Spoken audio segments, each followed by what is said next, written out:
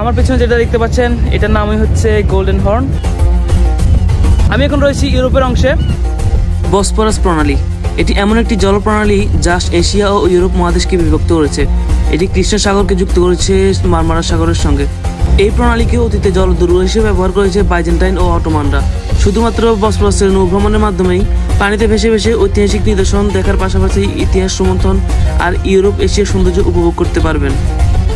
এই প্রণালী যতটা গুরুত্বপূর্ণ ঠিক ততটাই অনন্য প্রাকৃতিক সৌন্দর্য। বসফরাসে নৌভ্রমণ না করলে অপূর্ণই থেকে যাবে আপনার তুরস্ক ভ্রমণ। তো আমরা এখন যাব গোল্ডেন হর্নের কাছে।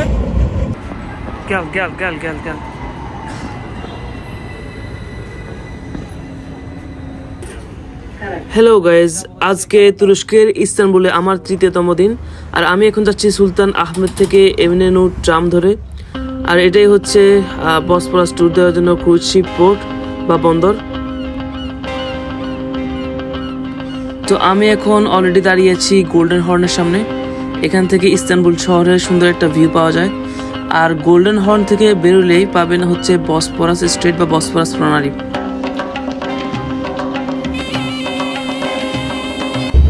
আসসালামু আলাইকুম সবাইকে।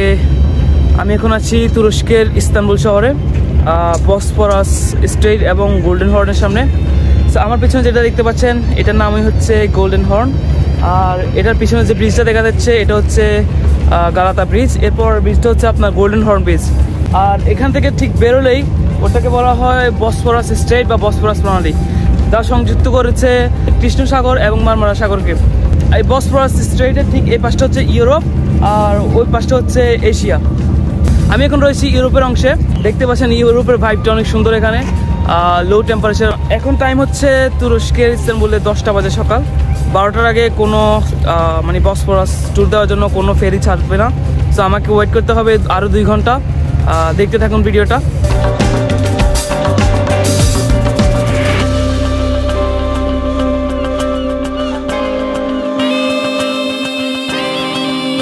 গোল্ডেন হর্নে আসলে আপনি বিশাল বিশাল স্টিমার, ক্রুজ শিপ এবং বোটগুলো দেখতে পারবেন। আমার কাছে আরো কিছু কয়েন আছে, এগুলো দিয়ে আবার ট্রাই করব। এখানে কিছু দূরবীন বা টেলিস্কোপ রয়েছে যেখানে আপনি টার্কিশ 2 লিরা পেমেন্ট করে খুব সুন্দর একটা ভিউ দেখতে পারবেন। আর আমি এটা ক্যামেরা বন্দি করে আপনাদেরকে দেখাচ্ছি।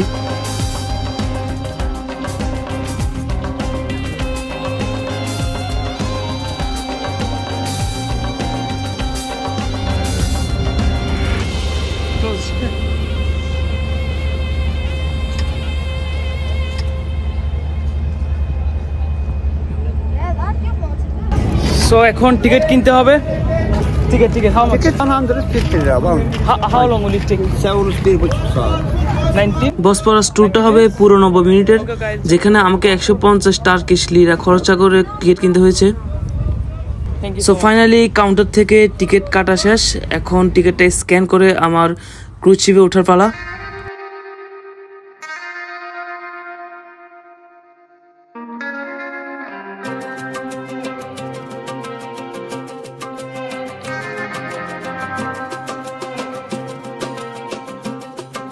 দেখতে পাচ্ছেন ক্রুজ শিপের মধ্যে অনেকগুলো চেয়ার বিছানো রয়েছে যাত্রীদের জন্য, খুব সুন্দর ব্যবস্থা। ঘড়ির কাঁটায় সময় এখন 11টা 30 আর ঠিক 12টায় বসফরাস প্রণালীর উদ্দেশ্যে ক্রুজ ছাড়বে। সো এখান থেকে কিছু মুহূর্ত ক্যামেরাবন্দি করে নেই।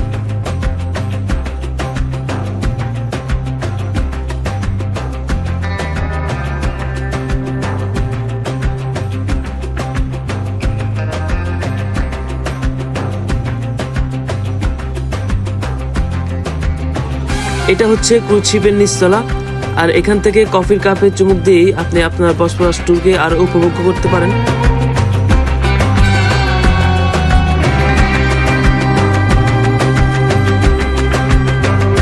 সো আমরা বেরিয়ে পড়লাম গোল্ডেন হর্ন থেকে বসফরাস প্রণালীর উদ্দেশ্যে।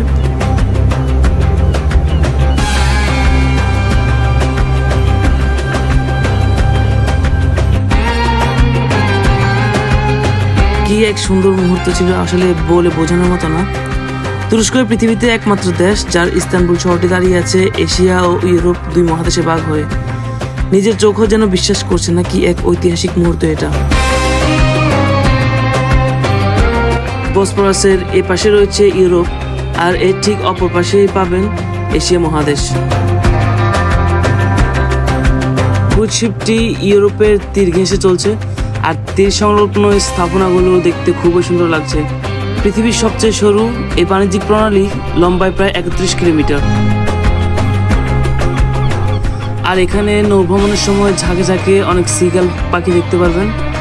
খুবই সুন্দর দৃশ্য, খুবই নান্দনিক। ওসমানী খিলাফতের রাজত্বকালে বসফরাস প্রণালীর তীরে অনেকগুলো রাজবাড়ি এবং প্রাসাদ তৈরি করা হয়েছে। আর এখন দেখতে পাচ্ছেন সুলতানদের ইউরোপীয় ধাঁচের প্রাসাদ ড্রোমা বাহাজে। আর আমাদের সাথে পাল্লা দিয়ে উঠছে ঝাঁকে ঝাঁকে সিগাল পাখি। সত্যি বসফরাস প্রণালীকে ঘিরে কত শত রাজবাড়ি, প্রাসাদ আর ঐতিহাসিক স্থাপনা তৈরি করা হয়েছে।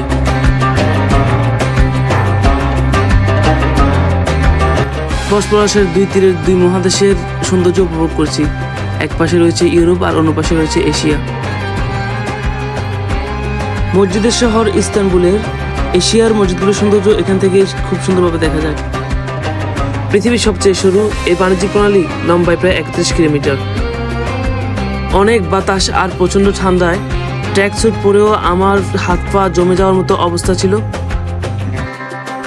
সুউচ্চ মিনার আর নান্দনিক স্থাপনা বিশিষ্ট মসজিদটি দেখতে পাচ্ছেন, এটার নাম হচ্ছে অর্তাকয় মসজিদ। বসফরাসকে ঘিরেই নির্মাণ করা হয় 3টি বিশাল সেতু, যেখানে ইউরোপ এশিয়ার মধ্যে যোগাযোগ স্থাপন করা হয়। আর এই সেতুটির নাম হচ্ছে তুর্কি ভাষায় 15 তেমুজ সেহিতলার কোপ্রুসু, যাকে ইংরেজিতে বলা হয় 15 জুলাই মাত্রিজ ব্রিজ।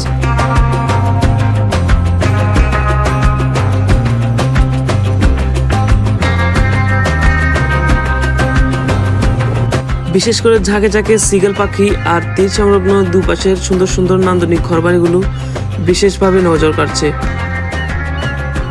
সমুদ্রপথে রাশিয়া ও ইউক্রেনে যাওয়ার জন্য এটি অন্যতম পথ হিসেবে ব্যবহৃত হয়। এটিকে অধিকার করার জন্য আধুনিক ইতিহাসে বেশ কয়েকটি সংঘাত হয়েছে। চলতে চলতে আমাদের ক্রুজ শিপটি পৌঁছে গেল রুমেলি ফোর্ট্রেস বা রুমেলি দুর্গের কাছে। ইস্তানবুল তথা কনস্টান্টিনোপল দখলের উদ্দেশ্যে এই দুর্গটি নির্মাণ করেছিলেন সুলতান দ্বিতীয় মেহমেদ। এই দুর্গের নির্মাণ কার্য সম্পন্ন হওয়ার পর অটোমান সুলতানের অনুমতি ছাড়া কোনো জাহাজই এই প্রণালীটি অতিক্রম করতে পারত না। এই দুর্গে লুকিয়ে রাখা কামানগুলো প্রণালীতে যে কোনো শত্রু জাহাজ ডুবিয়ে দিতে সক্ষম ছিল।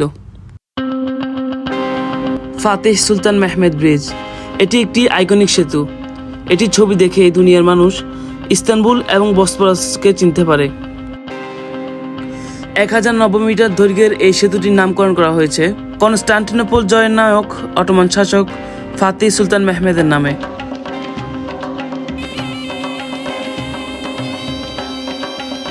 তো চলতে চলতে অতঃপর আমাদের ক্রুজ শিপটি মোড় নিতে শুরু করেছে। এখন ইউটার্ন করে আমরা এশিয়ার তীর ধরে সামনের দিকে এগোবো। ফুরফুরে ঠান্ডা বাতাস আর বসফরাসের হাওয়া গায়ে লাগিয়ে এখন চলছি এশিয়ার তীর ধরে। আর এখানকার বাড়িগুলো সত্যি যেন স্বর্গনিবাস, খুবই সুন্দর, খুবই দৃষ্টিনন্দন।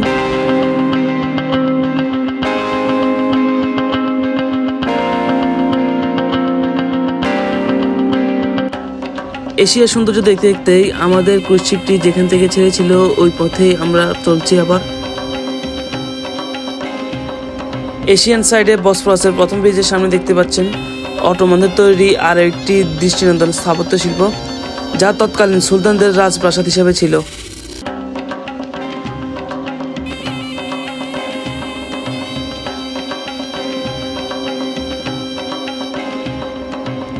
গোল্ডেন হর্নের মোড় নিতেই চোখে পড়বে মেডেন্স টাওয়ার। দীর্ঘ 2500 বছর পূর্বে তৈরি এই অনন্য বিল্ডিংটি গ্রিস থেকে বাইজেন্টাইন সাম্রাজ্য, বাইজেন্টাইন থেকে অটোমান পর্যন্ত সমস্ত ঐতিহাসিক সময়ের মধ্যে বিদ্যমান ছিল।